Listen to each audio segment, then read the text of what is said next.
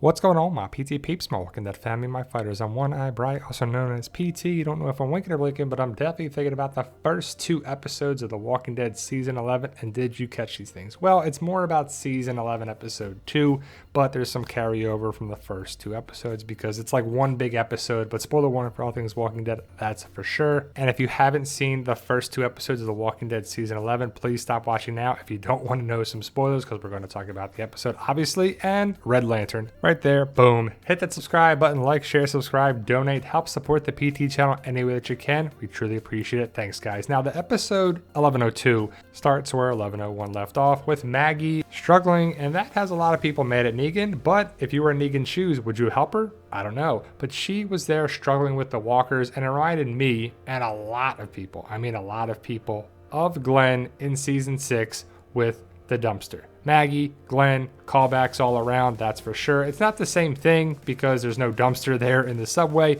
but basically she hid underneath or went underneath the train just like Glenn went under the dumpster, and it's a nice callback for me. Don't know if you caught it or not, or you agree, but that's all right. Let me know your thoughts. Post your comments below, that's for sure. Now we got to talk about the Red Lantern, Mercer, Eugene. It happens like you probably blinked and you missed it, but if you know this channel, you know we talk about red things, but also red lanterns. There's red, all I see is red. Maggie's shirt, the flare, the coloring, just there's a lot of red in the first, well, really second episode, more in the second episode, but a flare, it's red. I know some people don't agree. Some people tell me to drop it, but I'm going to be me. So no, I'm not going to drop it because I believe it. If you don't, that's okay. Just be respectful. And I mean, obviously there's red right there. Maggie's story is disturbing, but it just makes a lot of people wondering, were there pregnant women? Were the babies being born as walkers? We're not sure, but the red candle Daryl sees next to the TV, I mean, it's obviously there. It's highlighted.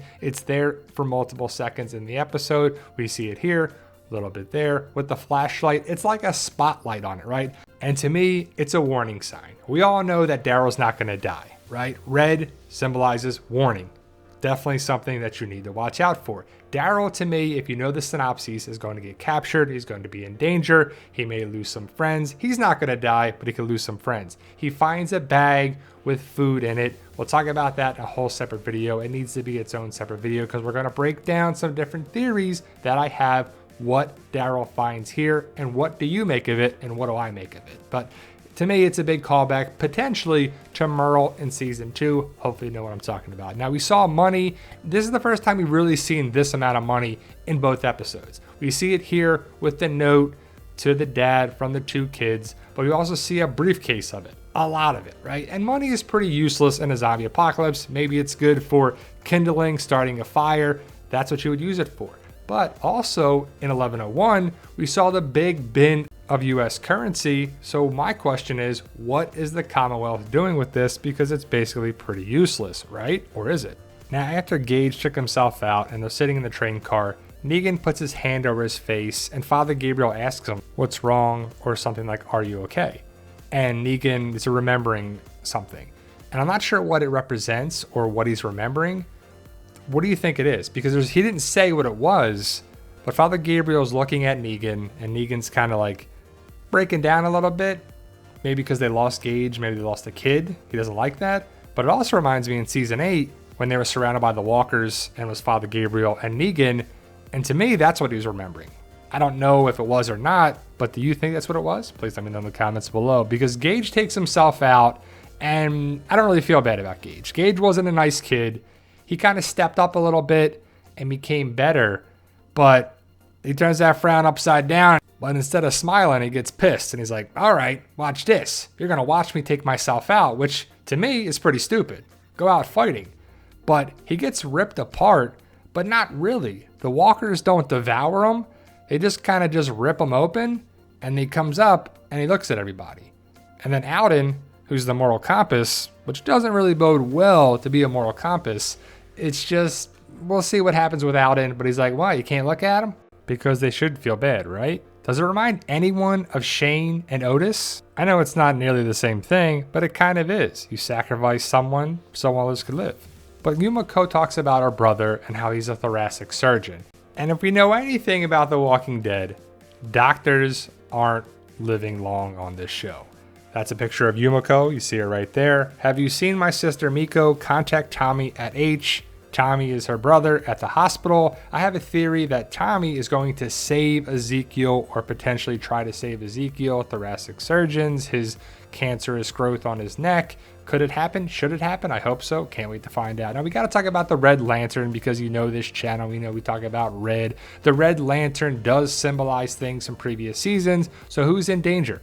Mercer, Eugene, the Commonwealth as a whole? Or is it somebody connected with Mercer and Eugene or the Auditor? It makes more sense if it's Mercer and or Eugene. What about Stephanie, right? So we meet Stephanie at the end of the episode or towards the end of the episode, right? I'm thinking that this is not Stephanie. A lot of people, well, some people think that this is another test. Like level 1 processing is in this room with the auditors. Level 2 is processing with another person around the community.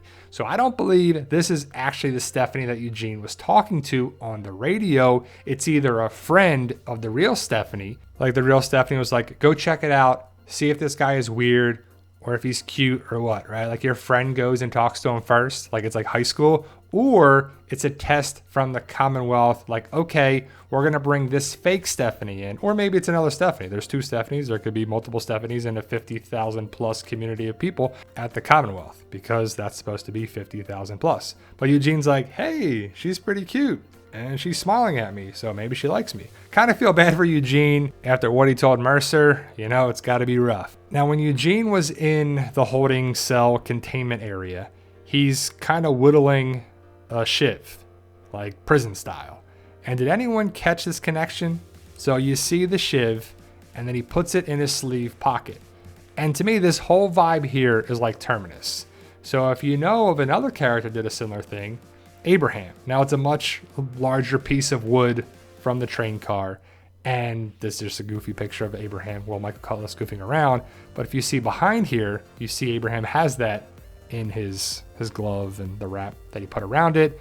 And Michonne used a piece of wood on her scabbard there too. So it's just a nice callback to the whole Terminus angle here. He hides the shiv in his sleeve. So it just reminded me a lot of the whole Terminus angle with them being captured, the train cars.